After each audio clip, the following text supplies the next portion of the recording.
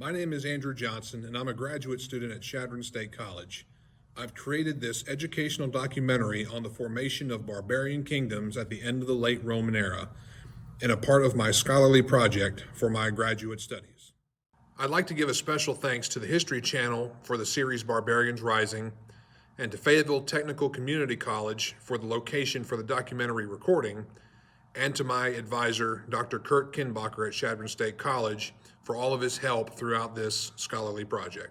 In the year 250 CE, the Roman Empire was the most powerful empire in the Western world. Through warfare, diplomacy, slaughter, and intimidation, Rome conquered all who opposed it. However, by the end of the 3rd century, Rome could not handle the constant warfare with exclusively Roman soldiers. Its once Greco-Roman Empire started to turn into a melting pot of people, including the so-called barbarians from the north and east of the empire. For Rome, survival meant the cooperation with the Germanic barbarians along the Rhine and Danube rivers. Little did Rome know the barbarians who were ordered to protect the mighty empire would soon defeat it and turn the geopolitical picture of Rome's former empire into the powerful barbarian kingdoms that forever changed Europe.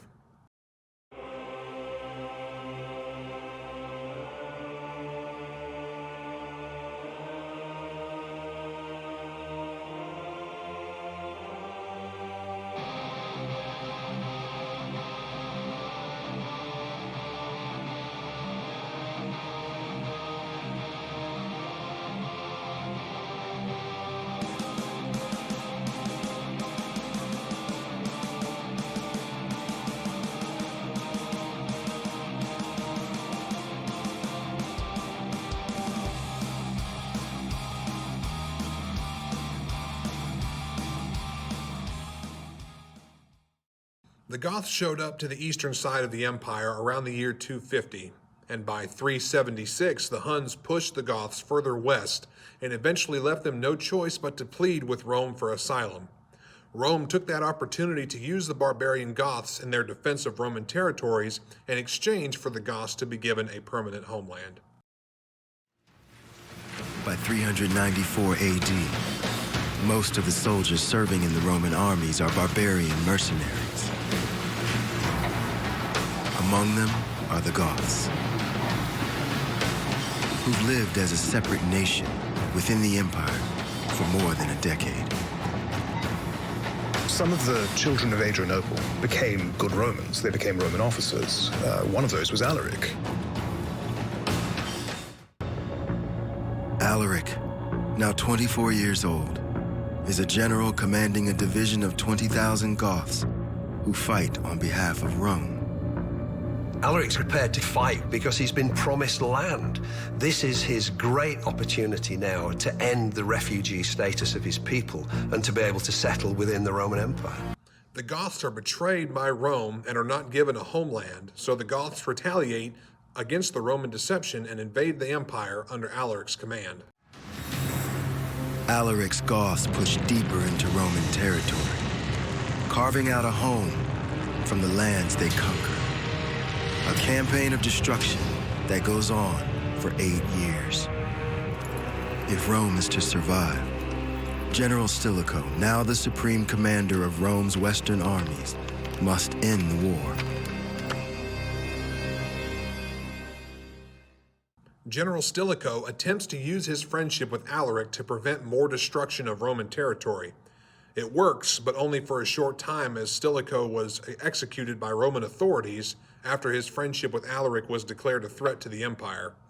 Alaric continued to push further into Roman lands until he arrived at the gates of Rome in the year 410, with hopes of pressuring the Roman Senate to give the Gothic people an official homeland.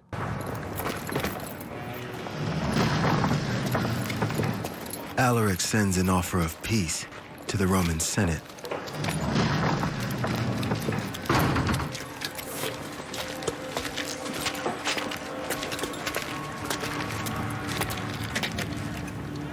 What word from your senators? There are to be no terms. The senators believe your offer was made from weakness. We'll fight you here.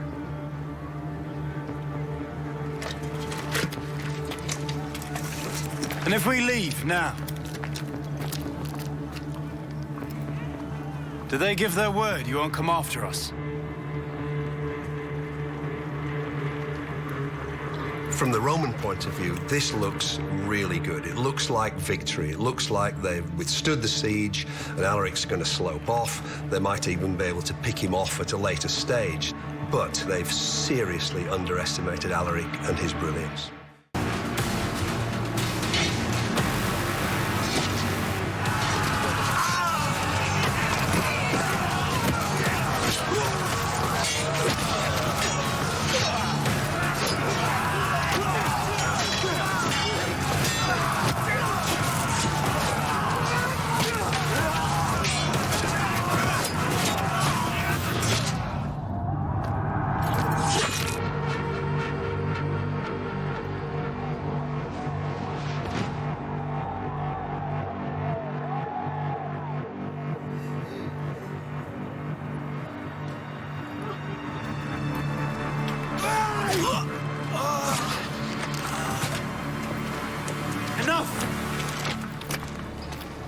Enough.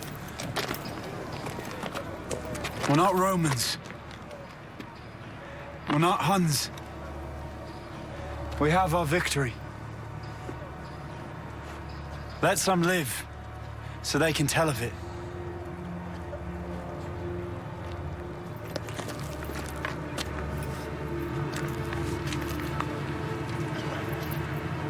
Tell your children, your days of power are over. Psychologically, this was a massive blow. This was the capital of this world empire being brought to its knees. Empires rise and fall. What makes them great may not be lasting. The sack of Rome is Alaric's greatest victory. A strike so devastating that the empire never recovers. The tide has really turned now. Essentially, once upon a time, the barbarians were at the mercy of Rome, but now Rome is at the mercy of the barbarians. In the aftermath of its defeat, the empire cedes 30,000 square miles of territory in southern Gaul to the Goths.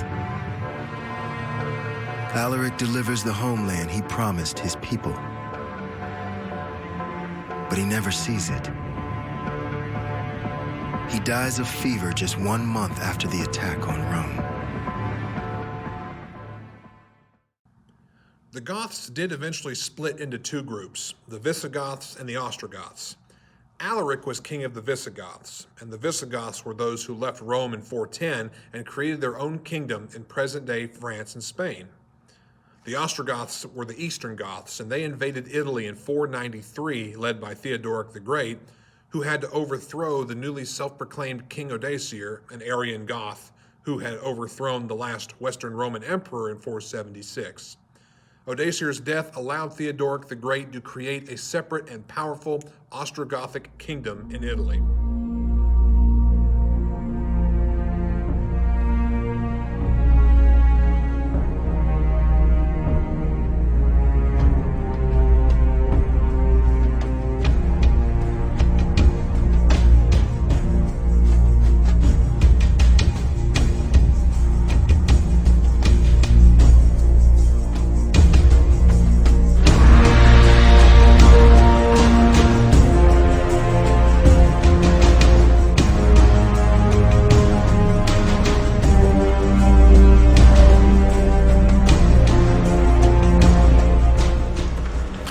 Viewed these warriors from the north as tall, fierce, bloodthirsty warriors who, if turned into soldiers for the empire, could protect the empire and help it expand. Defeating these tribes won't be easy. The empire faces a storm of resistance from the moment it sets foot in Germania.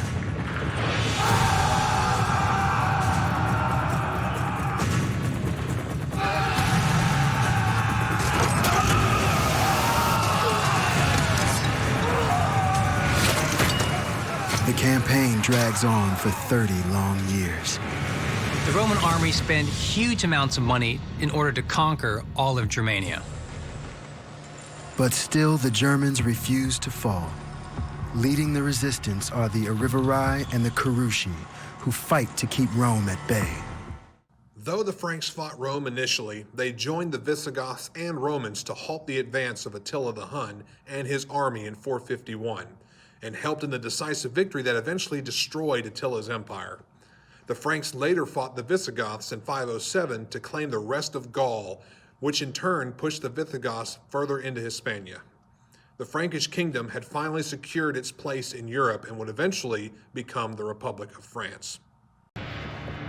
Arminius' people, the Kurushi, live in small tribal groups scattered across northwestern Germania, united by alliances forged in war and steeped in a tradition that reveres its ancestors. The Franks were a loosely banded group of Germanic tribes in Germania Inferior near present-day Belgium. The Arivarii and the Kurushi tribes had several run-ins with Rome, and although Rome used scorched earth warfare against them, the Franks soon united under a young king named Clovis and pushed the Romans and other barbarian tribes from Gaul and created a massive empire that still exists today.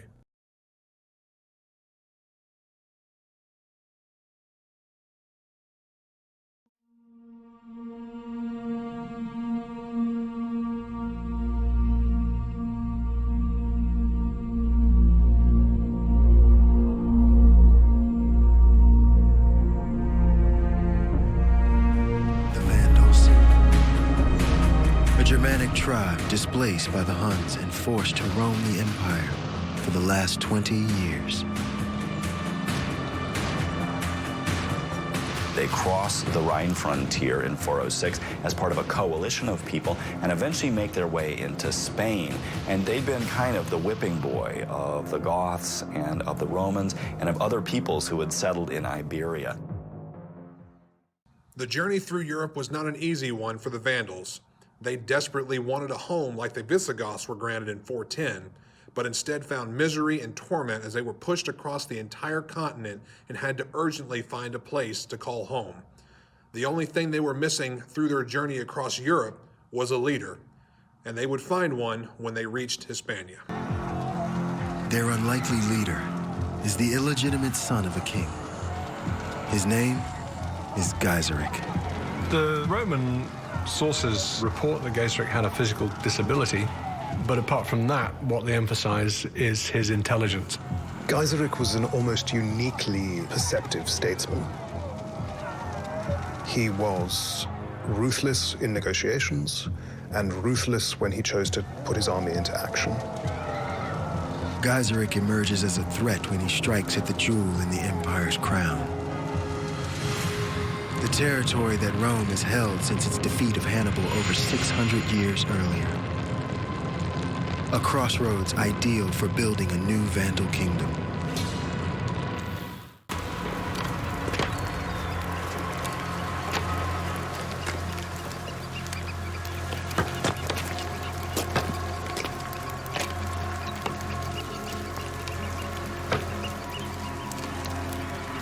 Like many barbarians, Gaiseric was a recent convert to Christianity. He was an Arian Christian, the Romans were Catholics, and each considered the other to be heretics. That meant that they were required by God to wipe each other off the face of the earth. Please, in the name of God, show some clemency. When has a Catholic or a Roman ever shown us any clemency? Huh?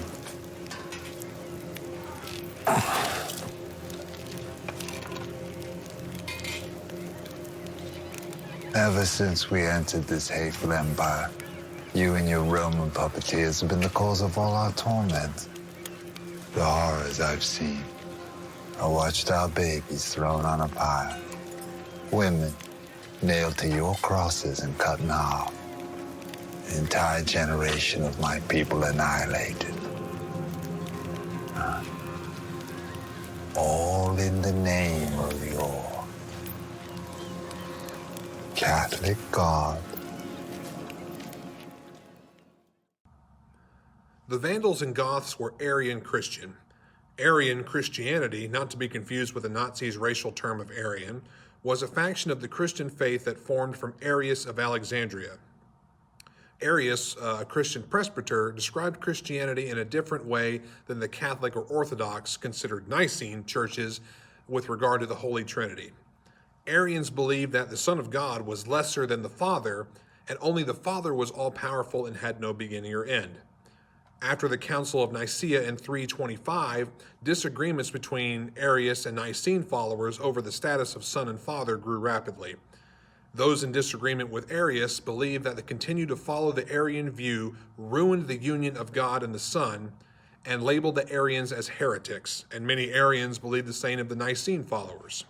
They both called for the other faction to be annihilated, and Gaiseric did that to the Romans in Carthage, who were Nicene. Rome moves to confront what it believes is the greatest threat to its survival. Not Attila, but Gaiseric. The Eastern and Western empires gather 1,100 ships and 100,000 men to retake Carthage. It's the largest invasion force the empire has ever assembled. But the campaign requires Rome to deploy nearly the entire military, leaving the eastern border virtually undefended. Most of the Eastern Empire's forces for the expedition have come from the Danube frontier. Attila and Bleda know this. So they unleash the Hunnic hordes on the Danube frontier while the expedition is still in Sicily.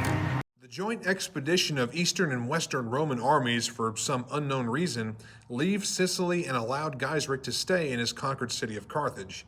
They instead decided to move against Attila and the Huns to the north. Rome turns its invasion force north to confront Attila, opening an opportunity for Gaiseric, who is playing a different kind of power game. The fact that the expedition never sails from Sicily means everything to Gaiseric. It allows him to start to build a real kingdom in North Africa. It basically secures his existence as an independent power. While the empire heads for all-out war with the Huns, Gaiseric outmaneuvers them with strategy.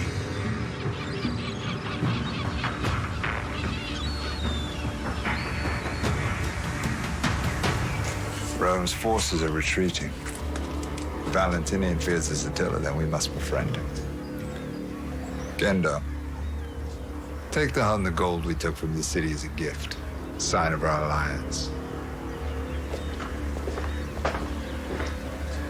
We must use this time to reinforce. The Empire will not stay away forever. Precisely. I want every dissenter in the city slain immediately. Anyone who may have drunk from the cup of Rome. String them up by their inlets. Nuneric, I have great plans in store for you, my son. Begin the purge.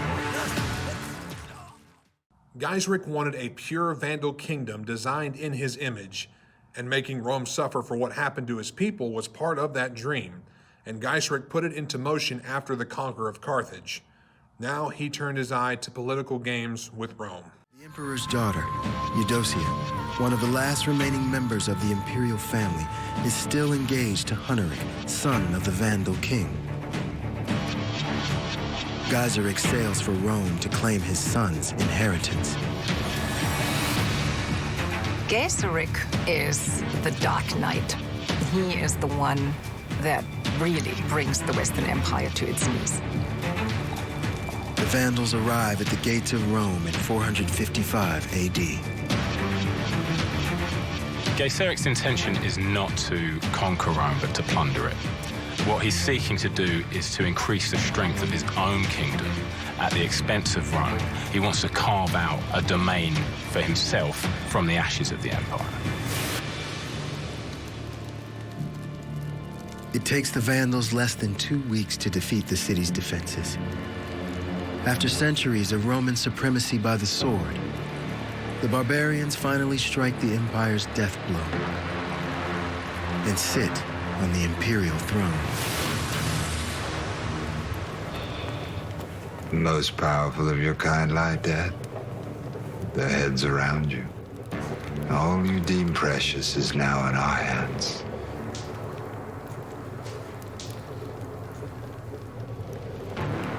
You stupid fools. You never saw this coming, did you?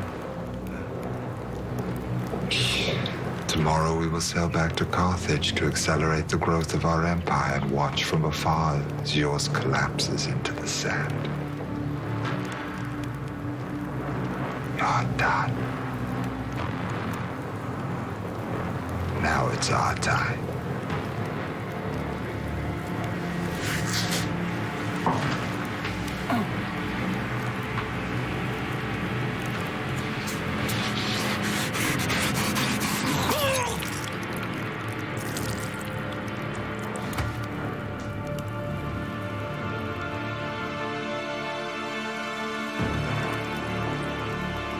Gaiseric returns to Carthage, the new Vandal kingdom, where he rules for the next 20 years until his death at the age of 88.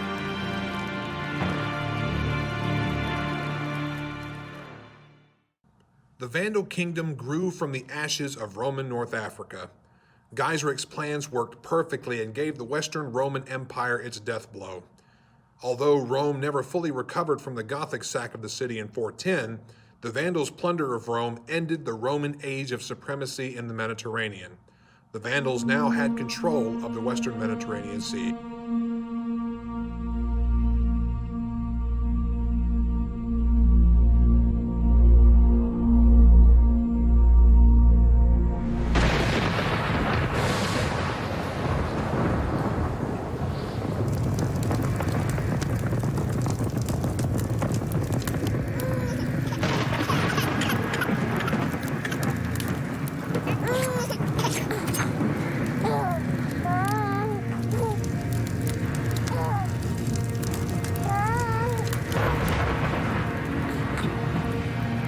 His name is Attila.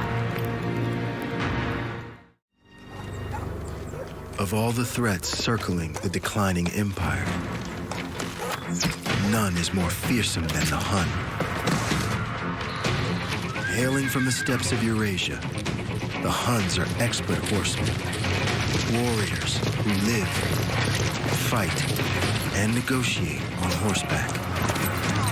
They scar their faces with deep cuts to intimidate their enemies and mourn those fallen in battle.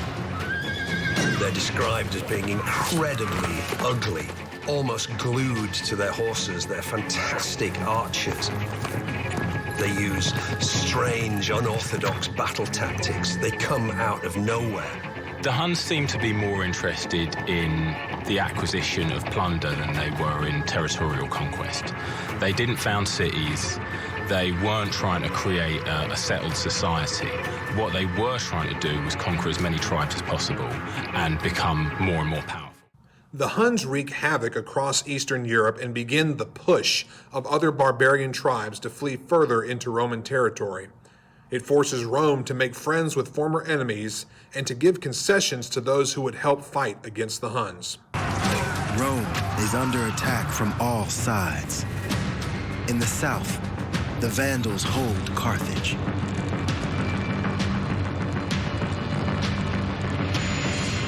In the east, the Huns rampage across the borderlands, raiding and capturing Roman towns, then offering them back to Rome for a price. But Attila has his sights on even greater power.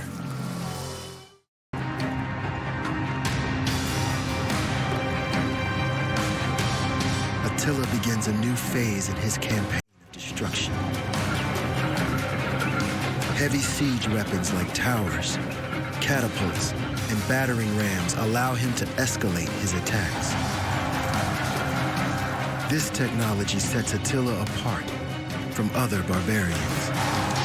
Using Roman siege tactics, Attila can now overtake a fortified city in a matter of days.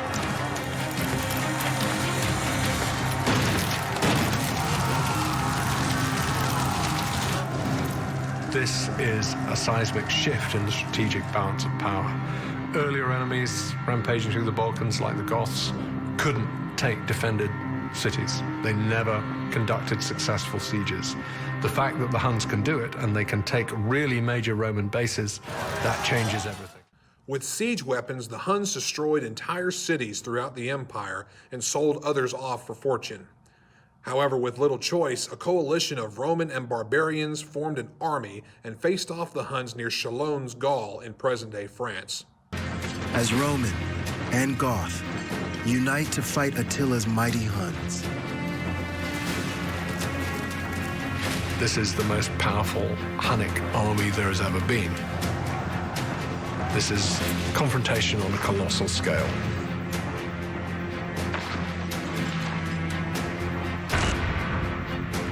The Catalonian plains will be their battlefield. A vast area of flat land dominated on one side by a steep-sloped ridge overlooking the fields below.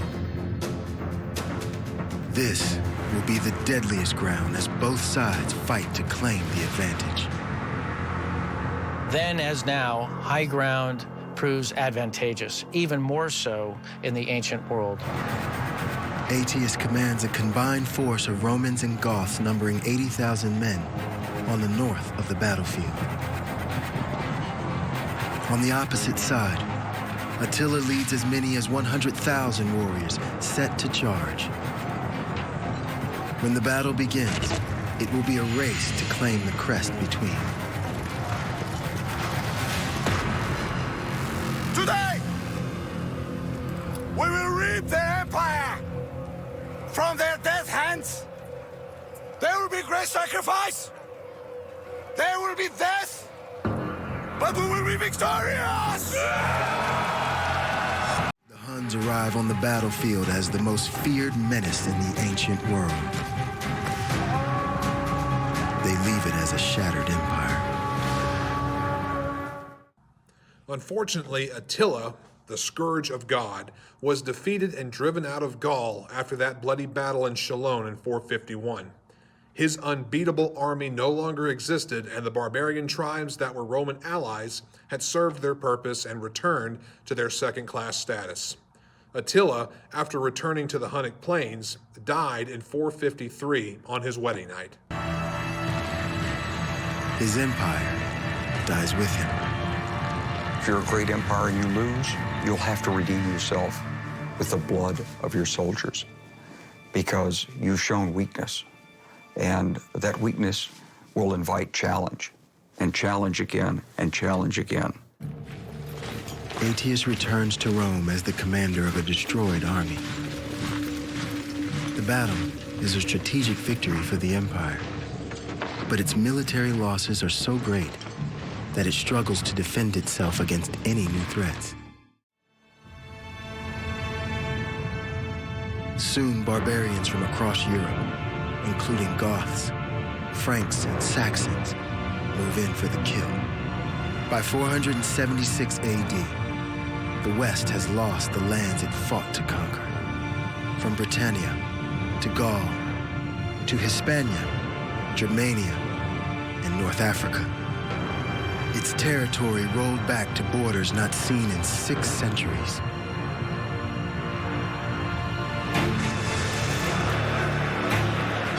After 700 years fighting for freedom against total domination, brutality, slavery, and tyranny, the barbarians rise, and the empire falls.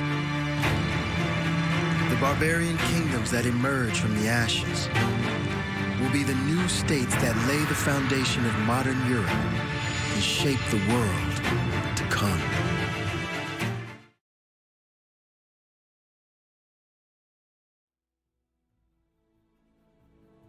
With the Huns defeated, Rome attempted to thwart the expansion of the Vandals and the Franks, but failed. The barbarians' era was beginning, and the Roman era quickly came to an end in 477 CE.